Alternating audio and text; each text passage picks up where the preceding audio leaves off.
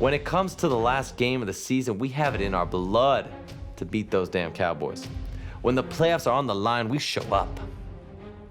I want you to get hyped now and know that the only thing standing between you and the 80% most likely loss in the first round of the playoffs is a damn blue and silver star. Welcome to the ChadBurn Show, brought to you by M. Chad Baldwin.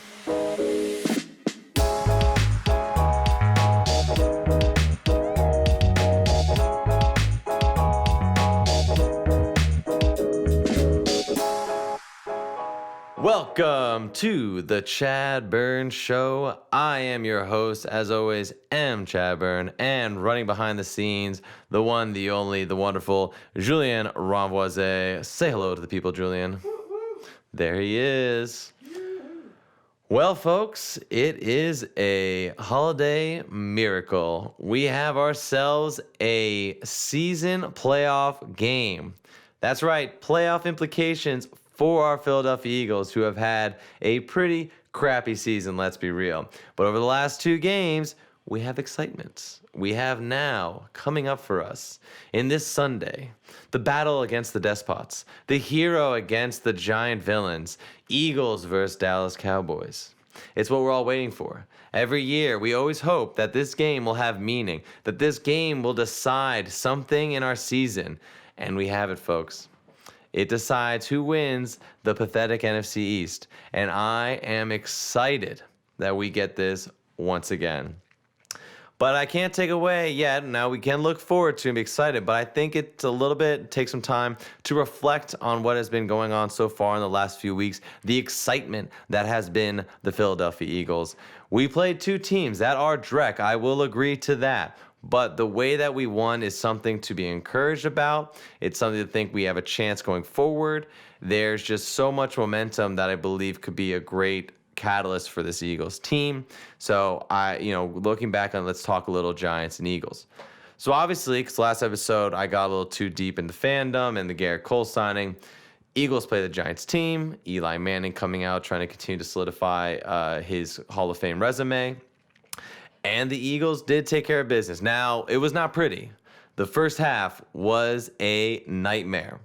We dealt with a pathetic defense giving up 2 touchdowns to Slayton. It was easy for Eli Manning to pick them apart. Quick passes, something Schwartz should have known. Eli Manning is a quick passer, few seconds here, there. The ball is coming out fast, under 2 seconds. They were showing it. It was an average under 2 seconds. But Schwarzenegger, again, was not prepared, did not prepare his team, and instead of playing up on the wide receivers and trying to get rid of those lanes and get rid of the fast passes, he played off of them. They tried to play some zones. There was miscommunications again, bad tackling, everything you expected so far during that 3-game losing streak for the Eagles. However, as the offense was struggling, there began to be some sparks of life. We saw that they were able to at least go down and score. And then comes the second half. The defense, I don't know how or why, all of a sudden decided they want to play. They started holding down the wide receivers, 3 and outs here and there. Saquon Barkley's going nowhere, and Eli Manning looks again like a player who's ready to retire.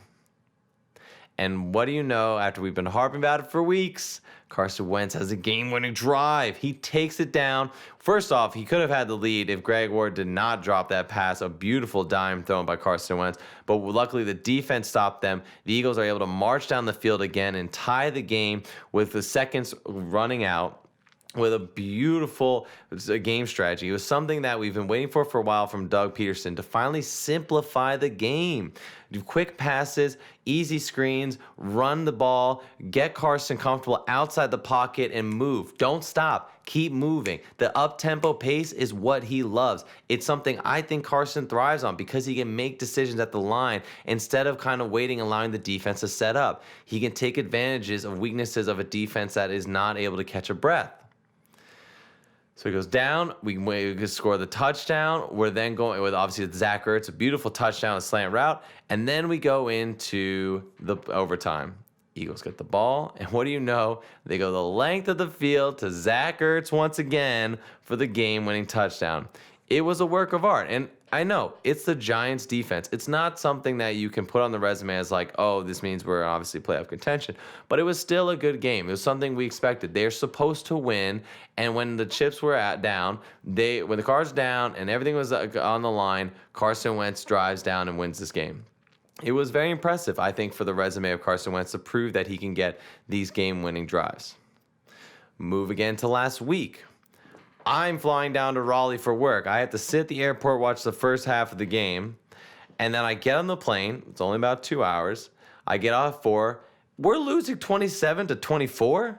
What is going on? I had to replay all that to see, and once again, disappointing defense against a rookie quarterback with not that great of a wide receiver core, and Peterson who's aging and Geis who looks like he could be a good running back, but again, bad defense and drop passes, a lot of opportunities. Now, granted, even with the drop passes, the offense was still able to get moving along and score at a consistent enough rate to stay, within 3 points or a touchdown from the Redskins at all times. So we weren't working at a deficit of 17-3 like we had with the Giants.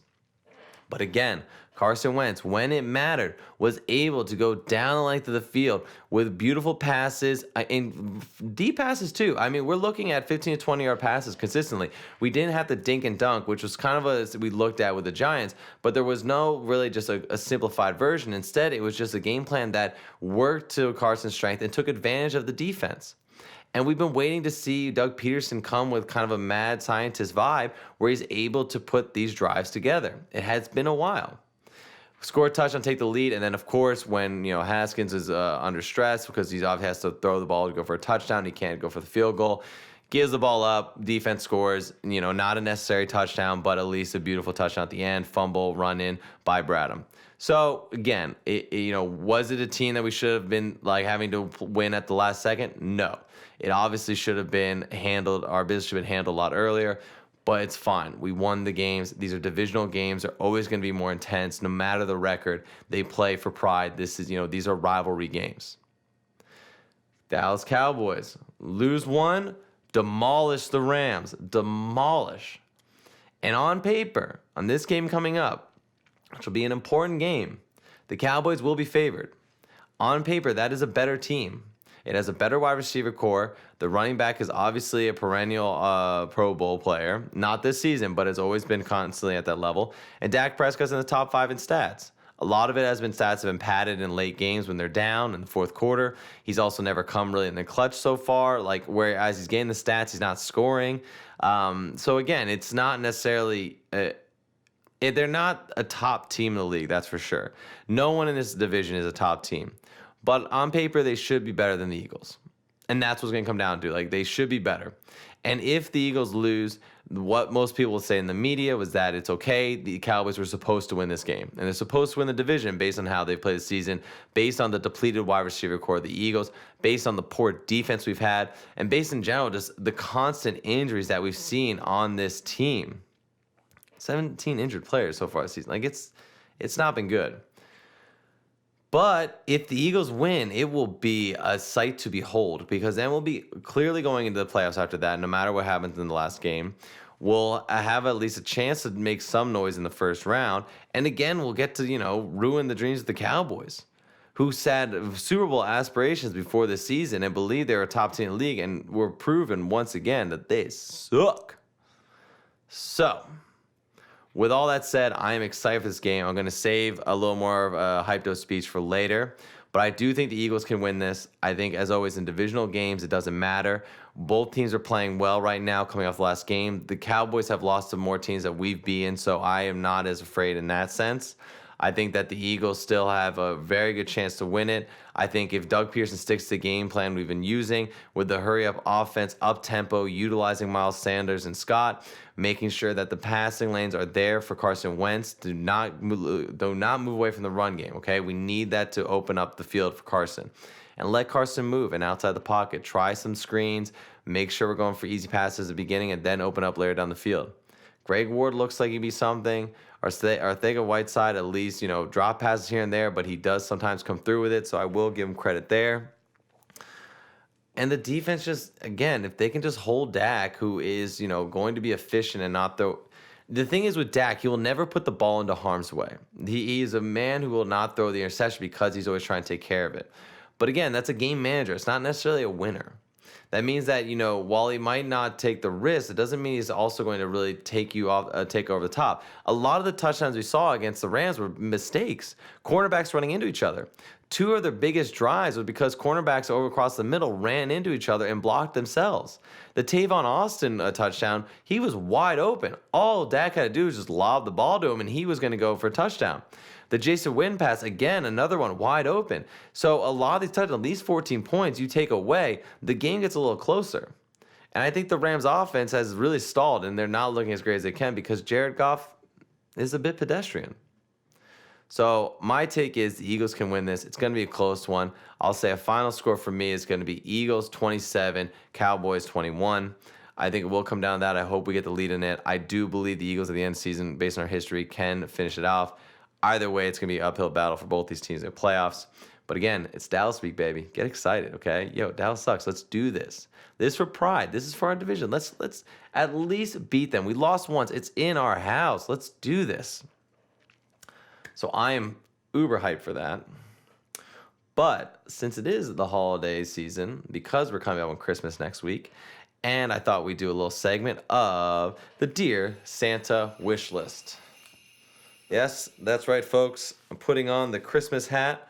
We're getting the apparel. Get the little thing there. And I wanted to talk about some of the things that I would be writing to Santa this season for our football game. So I thought I'd bring everyone in. Imagine we have a nice little fireplace going here. Get the hot cocoa out or the eggnog, whatever makes you happy. Candy canes, gingerbread. We're all going to bring in that vibe. Just imagine we're there. And we're all going to write our list to Santa like we did. So I'm going to begin and start getting into my list. Dear Santa, the first thing that I would really like for Christmas are new cornerbacks. The cornerbacks for the Eagles suck. We've seen this constantly. Ronald Darby thinks that he's a good player, but he's always losing with someone faking him out with going in and then going out. His communication with the safeties are not working. He's constantly leaving, not taking the right, whether he's supposed to take the over or the under while the safety covers the top. He's not communicating with them, and he's leaving these wide receivers wide open. He got destroyed by Slayton, and again against the Redskins, they were taking advantage of him. Jalen Mills is not an all-star. He is a decent enough, but should be a third or fourth on the depth chart cornerback. He's not a 1 or 2. Le'Veon LeBlanc, God, I always get his name wrong. He's not a star either. He's off the practice squad. He's a good enough player. And same with Maddox. They can come in for nickel situations, but we need real cornerbacks. So Santa, please, I just ask for you, bring the Eagles some cornerbacks. We need a dominant defense again. It would help us so much. Second on my list, Santa, if I've been a good boy, would be a new defensive coordinator. Get rid of Schwartz for us. He needs to go. I don't want any more of his stupid defensive schemes, lining the quarterbacks on the first down line on third down. At least reading his team, being prepared for the team he's playing. Every game we've seen where they're losing, the defense comes out flat. And the only time they've been playing well is against high caliber offenses. And for whatever reason, when we need them to play well, they're not there. They give up too many yards over the air. We try to have a run game. You can't blitz because if you blitz, you have to leave the cornerbacks at man. They can't cover man. If you lay off and cover in zone and you try and get your front four, you're not getting enough pressure, and eventually they find a seam. I beg of you to move on from the Schwartz experiment. It worked in the Super Bowl. And again, actually, it didn't work Super Bowl. You give the most yards in Super Bowl history. The only reason we won is because Nick Foles was able to run that offense up and down the field, and Doug Peterson had the balls to go on several fourth downs. The defense didn't do crap in that Super Bowl except for one play. And that's all Schwartz is good for, one play. So please, Santa, bring me a new coordinator. I love a new coordinator. Dear Santa, please send the Eagles an entire new training staff. We've had 17 injured players who have sat out at least one game this season. There have been 158 games missed by players on this team. If we really, whatever is going on, these trainers, I don't know if they're feeding them wrong. I don't know if they're just not stretching them right. Whatever's going on, these trainers need to go. I'm tired of every one of our players getting injured. Whatever we're doing for conditioning, whatever we're doing to get them ready, it's not enough. Eagles need to just clean house. And I hope, Santa, you can deliver us a wonderful new staff of great trainers. Dear Santa, please no more drop passes. I know our offense is starting to click, but no more drop passes. That's all I ask for. We've dropped 26 passes this season. We're 10th in the league in drop passes. And I know it's not the top, but you should see the differential's not big. The number one is maybe 4 or 5 passes above us. We really just give the wide receivers hands. I know we've had some clutch plays by wide receivers recently, and it is a great sign, and maybe it is a sign of a future of no more drop passes. But all I ask, Santa, is that you make whatever technology is on their hands with those new gloves, just allow it to stick a little better the ball. Please, I don't care what it takes, put tar on it. They need to catch the ball. Thank you, Santa. And finally, dear Santa, as I write my last wish to you, and I hope I get all my gifts because I have been a good boy this year. I swear I've done it right. Please, Santa, can you deliver me a victory over the Dallas Cowboys? I want to beat them so bad. I want to see their fans just be so sad and be beaten down, distraught from losing to the Eagles and seeing their playoff hopes dashed. It would just bring me so much joy to see more Jerry Jones crying memes, to see the Jason Garrett regime end, and for once and for all, Dak and Zeke to be silenced. I can't take it more. It'd be wonderful for the Eagles. We wanted to go far, but at least we know that we would ruin their season. I hope you're listening, Santa. I will send this letter to you in the North Pole, and may you deliver me a full sled and sleigh of all these wonderful things. Thank you, Santa. And those are my Christmas wishes. Now that we've gotten our Christmas holiday spirit out of the way, we've made our wishes to Santa, I think it's only right that we end this show not with a ChadBurn list. That will not be it this time around. No, we're going to bring out a new addition to the family. We're going to bring out good old Coach Eagle. That's right. The Eagles, while playing a good season so far, I think need a little pep talk. And I am going to bring out my full fandom. The jacket's back. The whistle is in full force. I won't use it to hurt your ears, don't worry. I wouldn't do that to anyone listening in. And the Super Bowl 52 hat as well. Okay. So today, instead of ChadBurn, we bring out Coach Eagle to bring some inspiring words to our Eagles Nation before the Dallas game goes down. All right, birds, let's huddle up here. Now, I think we can all agree this season has really sucked. We started off the season with Super Bowl aspirations. Then, midway through, we thought, hey, why not an NFC title game? Maybe a few playoff games. And then we lost to the Dolphins and thought, which draft pick can we get? Will it be a cornerback that can play? But thanks to the wonderful Dallas Cowboys, we have life. Thanks to game-winning drives and back-to-back games, we are in the playoff hunt. Now it isn't pretty, and we may still be 8-8 by the end of the season, but we have hope, damn it. We got just one game in front of us, boys, and it's against the no-good, dirty narcissistics haven't won a meaningful game in years Cowboys. They act tough, talk big, but we know who they really are. This is a team that on paper should wipe us up and down the field and then scrape us off their shoes, but we got some history on our side, boys. When it comes to the last game of the season, we have it in our blood to beat those damn Cowboys. When the playoffs are on the line, we show up. I want you to get hyped now and know that the only thing standing between you and the 80% most likely loss in the first round of the playoffs is a damn blue and silver star. We are at home, and I don't like losing at home. This is our house, and we protect it from all types of marauding hordes, whether on horseback or coming by stagecoach. I don't care where they're from, who is on their team. This is our house, and we'll defend it at all costs. Defend is a tricky concept with this type of defense, but you get what I mean. Now let's go out there and show the rest of the league what the champions of the worst division in football is really about. Let's claim our title and finish the season at a respectable 9-7. Are you with me, Eagles Nation? Are you? Now let's go get them boys and get a victory for our Eagles. Let's go, team.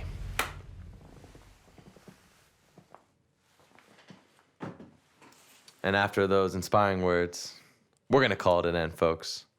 I'm excited. It's Dallas week. I had to get a little pumped in there. I think this is going to be a great time for football. I hope everyone watches this game with anticipation as they sit around with their families during the holiday season. I hope everyone has a wonderful time off, whether it's from work, whether it's from what you're doing on a day-to-day just to keep yourself from not getting bored.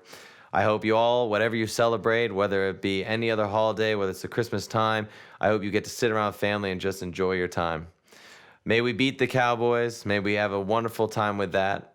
We will be coming back with some episodes, hopefully while I'm away. I will be at the family home, so maybe we'll do something with them. I want to wish everyone a wonderful time. Till next time, till we get something on. As always, if you'd like to talk to me, if you want to rant about against the Cowboys as they're coming up this season, if you have questions, you can email me at chadburn.show@gmail.com. If you would like to DM me on Instagram, it's at ChadBurnShow, right there on the screen. If you have anything else you'd like to talk to me, you can always message me also in the Facebook group. We have the ChadBurn Show Facebook group.